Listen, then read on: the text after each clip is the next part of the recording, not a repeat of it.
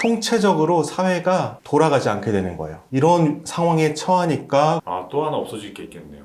우리 채널도 없어지겠네요.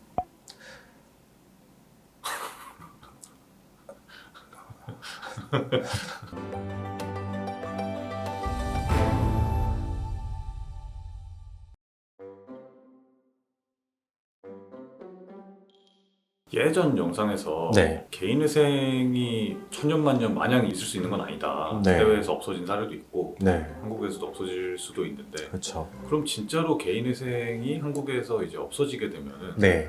어떻게 될까요? 개인회생제도가 없다면 어떻게 될 것인가에 대해서 생각하려면은 개인회생제도가 없던 시기에 대해서 생각하면 제일 좋을 것 같아요. 우리나라의 개인회생제도가 처음 도입된 게 2004년이에요. 그때 어떤 일이 있기에 우리나라가 건국된 지 60년이나 지난 시점에 개인회생제도가 도입이 됐을까? 그걸 생각을 해봐야 돼요. 2004년이 언제냐면 1998년도에 IMF가 있었고 2001년도에 IMF 졸업을 하기 위해서 소비를 증진시키기 위해 신용카드를 무분별하게 발급을 해줬어요. 그것들이 쌓여서 신용카드 대란이 오게 되고 신용카드 사용으로 인한 신용불량자들이 대거 양산이 돼서 사회적 문제가 된 게 2003년쯤이에요. 신용불량자가 대거 양산되면은 어떤 문제가 생기느냐? 소비가 위축이 돼요. 당연하죠. 이 사람들이 돈을 써야 되는데 신용불량이니까 일을 못하고 소득이 없으니까 소비도 당연히 못하죠. 소비를 못하게 되니까 경기가 침체가 되겠죠. 나라 경제적으로 큰 위기가 오게 됩니다. 이 사람들이 신용불량으로 경제활동을 못하게 되면서 국가 재정에도 문제가 생겨요. 왜냐하면 이 사람들이 신용불량이 아닌 상태에서 일을 하게 되면은 소득이 투명하게 드러나기 때문에 근로소득세를 원천징수를 해서 국가가 가져갈 수가 있지만 이 사람들이 음지에서 현금으로 돈을 받고 일을 하게 되면은 국가에서 세금을 가져갈 수 있는 방법이 없어요. 국가 재정적으로도 큰 손실이 일어납니다. 그러면은 지하경제 같은 것도 엄청나게 커지겠네요. 뭐 불법적인 일이라던가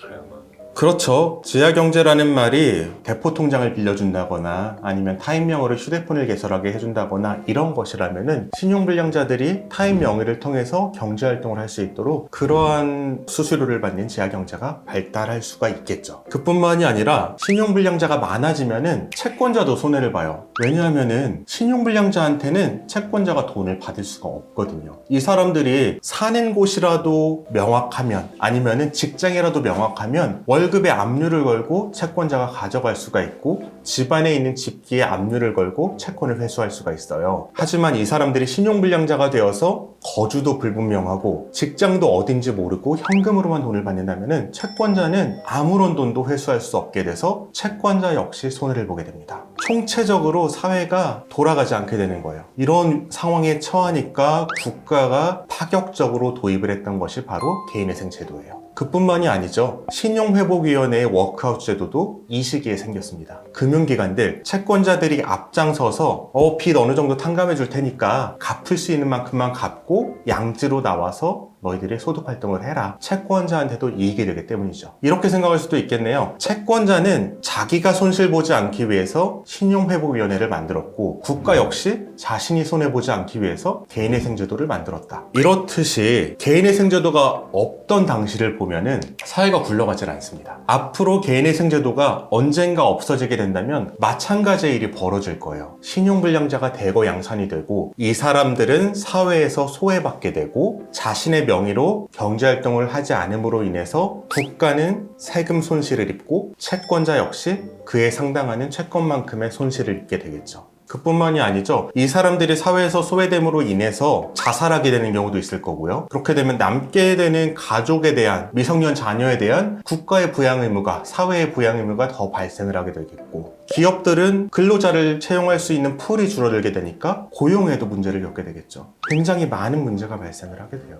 없어지면 안 되겠네요. 저는 그렇게 생각을 해요. 이게 필요하기 때문에 도입됐고 그 필요성이 여전히 존재한다면 없어지면 안 될 제도라고 생각을 합니다.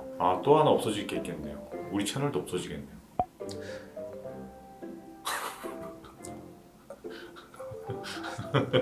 그렇네요. 네. 저는 없어지는 거 반대입니다.